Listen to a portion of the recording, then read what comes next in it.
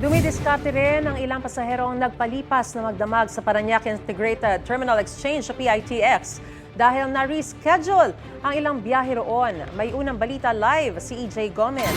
EJ, paano ang diskarte? Maris, isang araw na nga lang ay Noche Buena na.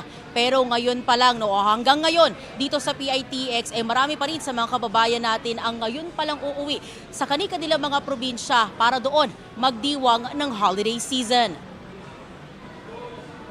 Patuloy ang pagdagsa ng mga biyahero sa Parañaque Integrated Terminal Exchange o PITX ngayong Lunes, isang araw bago ang bisperas ng Pasko.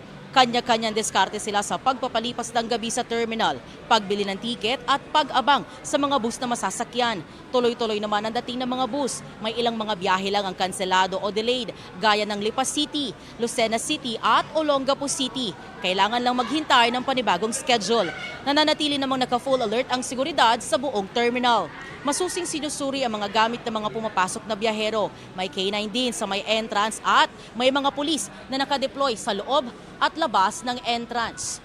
Maris, yung nakikita ninyo dito sa aking likuran ay yung ilan sa mga biyahero natin na nag-aantay lang ng bus na kanilang sasakyan. Yung iba naman sa kanila ay nag-iintay o nag-aabang ng iaanunsyo na bagong schedule ng mga biyahe nila na na-delay o na-cancela. Sa labas, Maris, nagkakaroon ng kaunting traffic dahil na rin sa mga bus na nagbababa ng mga pasahero at mga private vehicles na naghahatid at sundo ng mga pasahero o biyahero rin. Dito naman, sa may entrance itong terminal ay from time to time, may namumuunang pila. Yan muna ang latest mula rito sa Parañaque City. EJ Gomez para sa GMA Integrated News. Gusto mo bang mauna sa mga balita? Mag-subscribe na sa GMA Integrated News sa YouTube at tumutok sa unang balita.